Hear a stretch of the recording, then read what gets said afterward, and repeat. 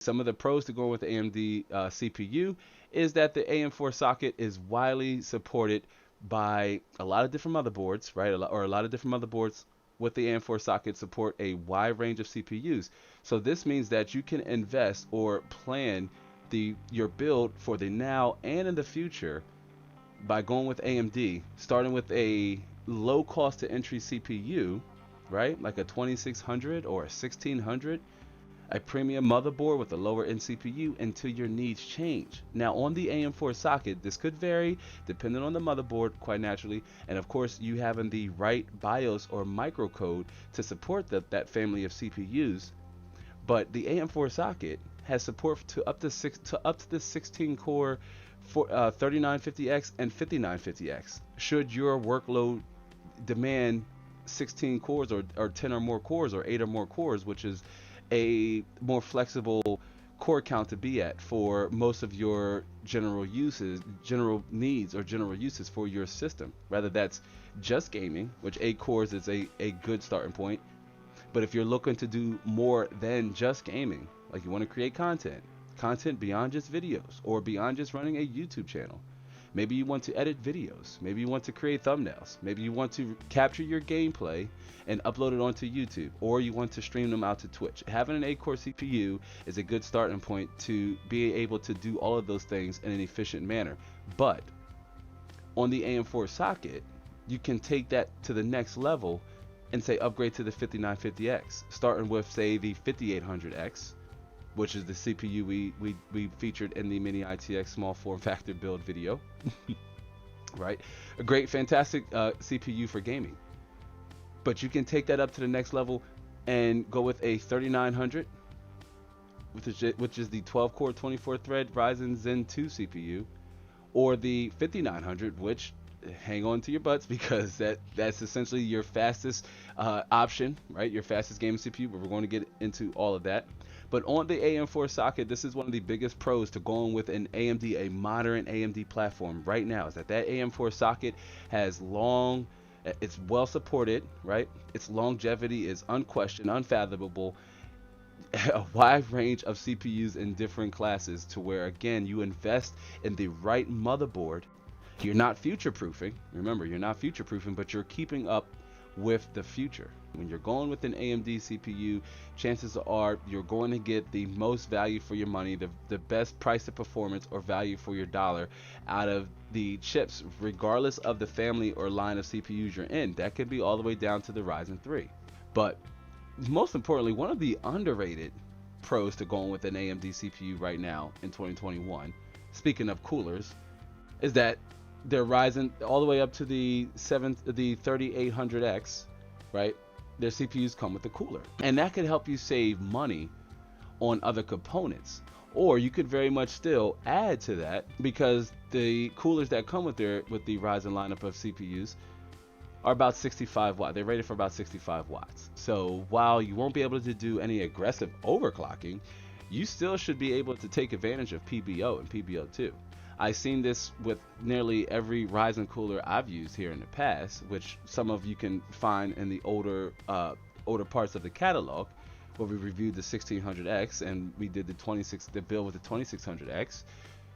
But having an air cooler can help you save on your initial investment. You can add to other areas of your system, and even if you wanted to fully take advantage of higher overclocks or higher boost clock frequencies, or stable temperatures or low temperatures, then a $40 air cooler, aftermarket air cooler, could still very much get the job done. Somewhere with a TDP rating of over 150 watts could still very much get the job done. Now, put this in your back pocket, because 10th generation i5 and up doesn't come with a CPU cooler at all. So just keep that in mind as we talk about the best value for your money. It extends beyond just performance, right? It extends beyond just performance.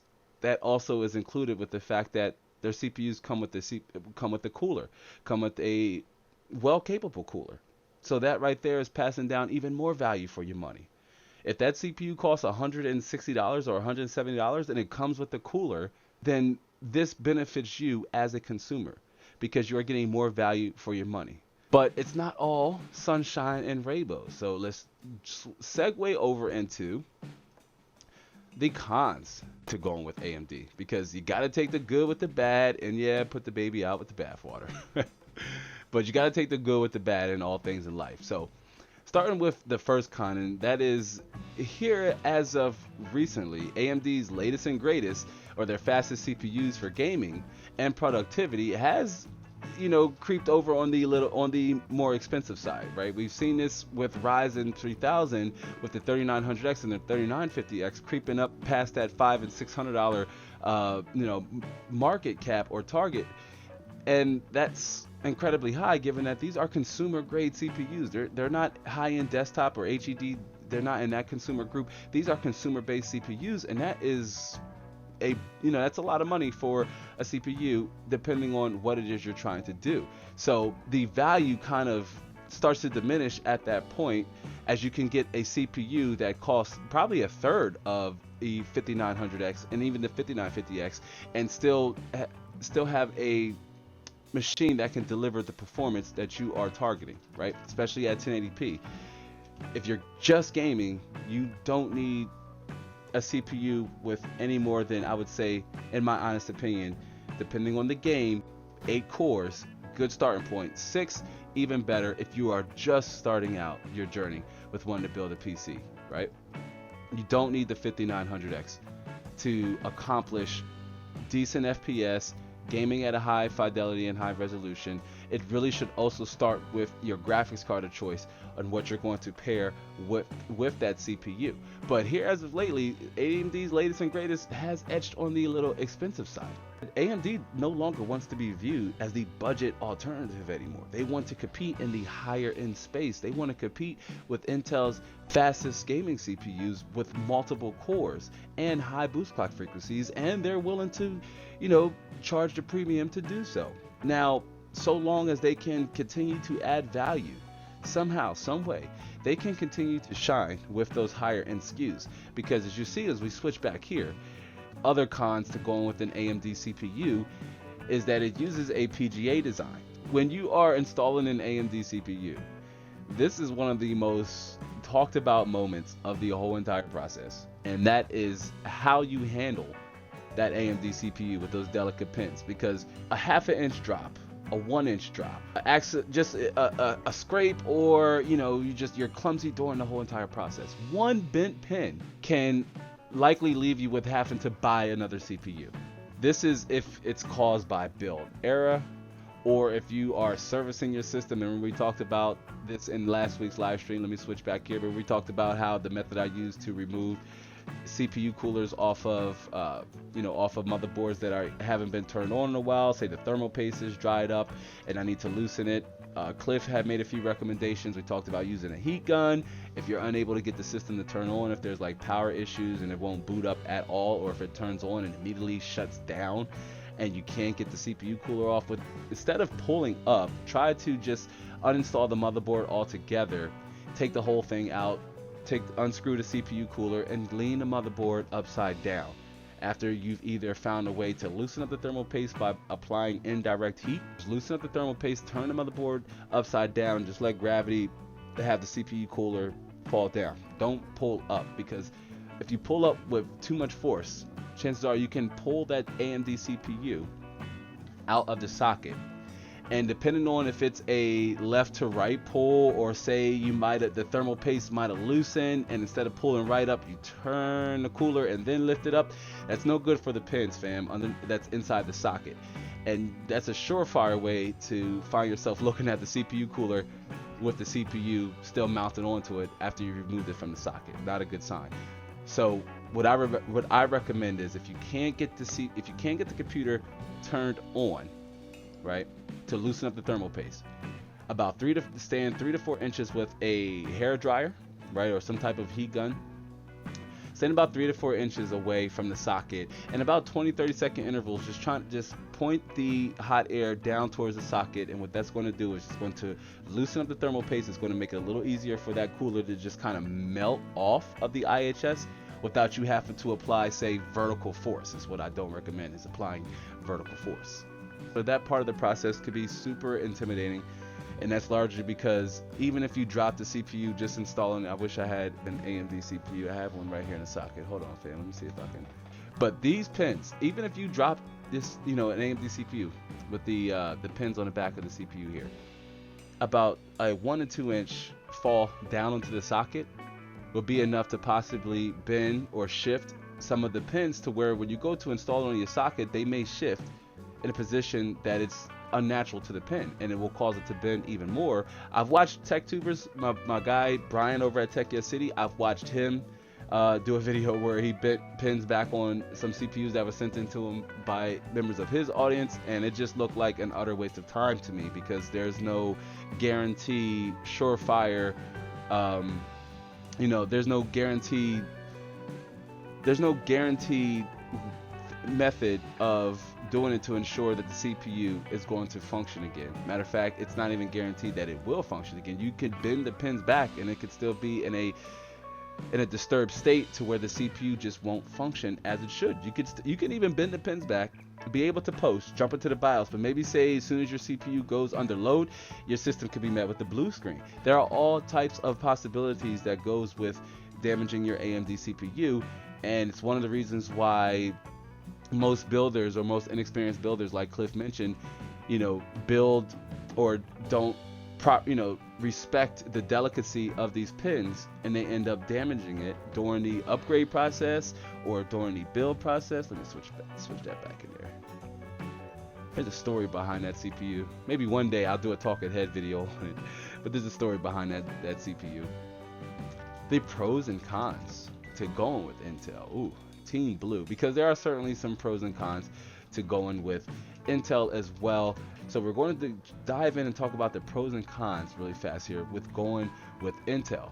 Starting with the first three is that, just like we were discussing with the 9900K and the 10900K, Intel CPUs tend to age better, right? They tend to age better in terms of their price to performance, and they hold better value. Intel typically has higher boost clock frequencies, which if the IPC is equal and it's looking for an advantage, then it's going to get that with its single core performance, and it's in that higher boost clock frequency, which makes Intel CPUs a little bit more appealing to enthusiasts. But with Intel, you have higher higher boost clock frequencies, which helps in single core applications that take advantage of single core performance, fast single core performance, like games. That's games especially. And then one of the other pros or benefits that you could take advantage of going with an Intel CPU is that it's easier to install. So the pins are on the back of AMD CPUs, but like I mentioned earlier in this live stream, the pins are on the actual socket on the motherboard. So if you look at, I have a i7-940 right here. It's essentially, the substrate is essentially flat. I guess I should switch the camera, huh? But it's essentially a flat substrate versus the AMD CPU, which had the pins protruding off of the PCB. Now the capacitors are still very much sensitive, and you still very much have to make sure you don't damage them. But I can drop the CPU and like this, and it'd be, well, you can't see, but I'm just dropping it on the table, and it still functions. In fact, I have dropped the CPU, gotten thermal paste under there, you can see, and over on the top, and I can still put this CPU into my LGA 1366 socket, and it'll still work perfectly fine. Intel CPUs use a retention lever that's a little bit more secure than the retention lever on AM4 socket motherboards, and there's that satisfying crunch you get knowing that the CPU is locked in, it won't move. Removing your cooler, you don't have to worry about pulling the CPU up out of the socket when you're trying to remove a cooler on an Intel CPU. So there's less anxiety and less stress that you have to deal with, and less build errors, right, or human error that can happen with installing your CPU versus, say, installing an AMD CPU, which is one of the reasons why it's a pro to go with Intel, because it's easier to install. The pins are on the socket rather than the CPU. But let's switch back over here. We wrapped up with the pros to going with Intel CPU. They age better, have higher resale value, also have higher boost clock frequencies on the core, right? That's not overclocking, just using their turbo technology. The 8700K could boost up to 4.7 gigahertz on a single core or 2 cores. The 9900K was able to boost up to 5.5 gigahertz, and the 10900K 5.1 on a single core. So Intel CPUs tend to have higher boost clock frequencies, also have higher rooms for overclocking for enthusiasts who are looking to overclock, and they're also easier to install with its LGA design and the pins being on the motherboard and its retention socket being much more robust than AMD's. So there's less user error involved with the build process, and you don't have to worry about as much. You line up the triangle on the CPU as you see here in our illustration, with the triangle on the motherboard, gently drop it in the socket, pull the retention clip back. You're going to feel that satisfying sound of the CPU being fastened inside of the socket, and drop your thermal paste on your CPU cooler. Boom, you're good to go. Talked about the pros. Let's talk about the cons now to going with Intel. For starters, Intel has a slightly higher TDP. I'm not even going to say slightly, it is much higher. Intel CPUs have a higher TDP, which is your thermal how much heat your CPU generates under a full load, right? Which is converted over into wattage, or it's wattage and then heat. Now, Intel CPUs aren't advertised with their boost clocks, which is, I don't know, Intel should maybe reconsider that with 12th generation Alder Lake. Their TDPs, they're not rated off of their boost clock frequencies. So they're typically higher than what you're seeing as advertised from Intel. AMD, not so much, although it's slightly higher than even what they advertise. But they generally tell you it's usually closer. And with that slightly higher TDP comes with a investment in a decent cooler, because especially over on 10th generation, i5 and up, their CPUs don't come with a CPU cooler.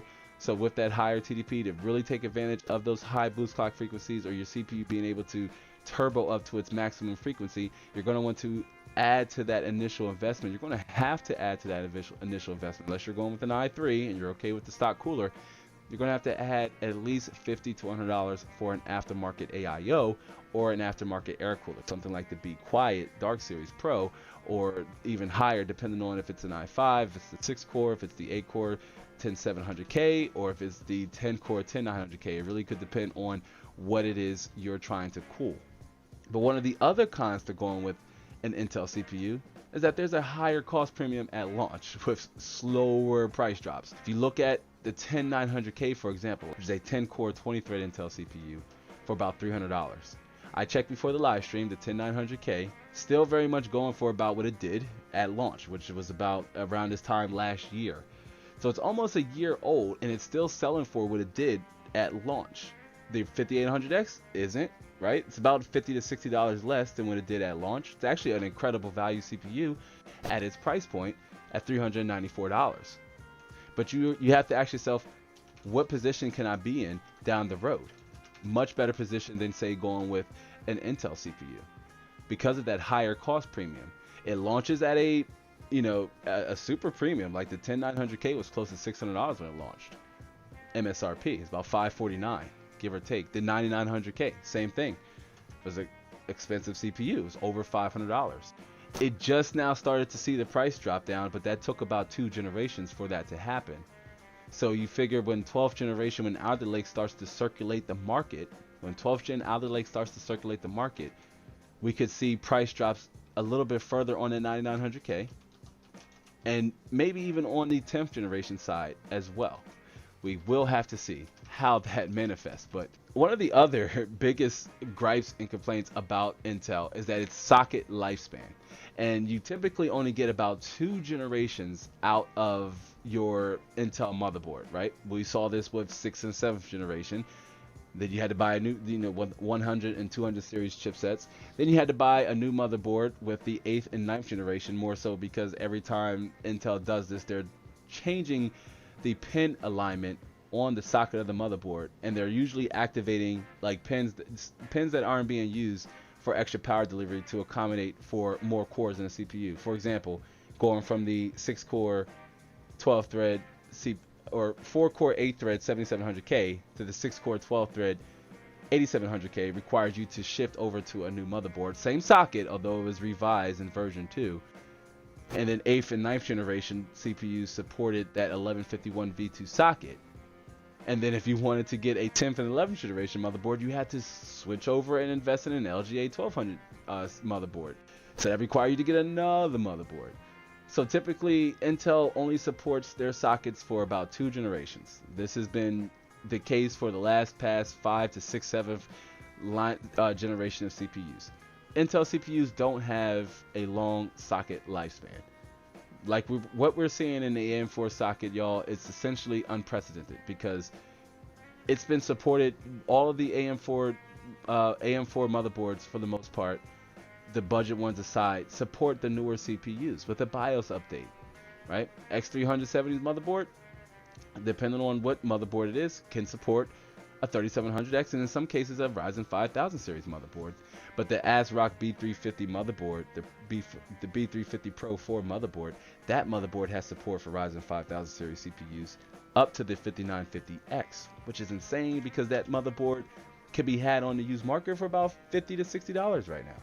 So if it has the right BIOS update code, that socket is better supported than, say, going with an Intel socket that you know it's going to be about a 2 generation commitment. You're going to have to upgrade your motherboard to a whole nother motherboard to enjoy Intel's latest and greatest. If you're outside of the 2 generation upgrade cycle, that 10th and 11th generation being an LGA 1200 socket, which is a relatively new socket in my opinion, which we're going to talk about it here in the third and final segment, that there's still plenty of lifespan left at that socket. If you look at the 11700K, it's less than 6 months old, but still selling very close to that premium we talked about with its launch. And you look at, say, the AM4 socket, the 5800X outshines the 11700K in both tests. Single thread, I'll say most tests because that's gaming as well, but in single threaded, which is essentially a gaming like workload, in single threaded and multi-threaded scores respectively, and they are about the same cost, and the 5800X surpasses the 11700K. You have a much further upgrade path or life cycle on the AM4 socket than Intel's LGA 1200 socket. So those are the cons to going with Intel. Again, higher TDP, so you need to invest in a beefy cooler because the i5s don't, the 10th generation i5s and i7s, i9s, of course, all don't come with coolers. Has a higher cost premium at launch, and the sockets only have and the socket only has a 2 generation lifespan. So again, if you're going to go with an Intel CPU, if it's a Z590 motherboard or Z490 chipset motherboard, both chipsets are compatible between each other. The CPUs are both compatible on both 400 and 500 series chipsets. Try to go with your fastest possible CPU that you can, and that way when you're ready to upgrade, it's at least another 2 generations ahead, which we're also going to talk about.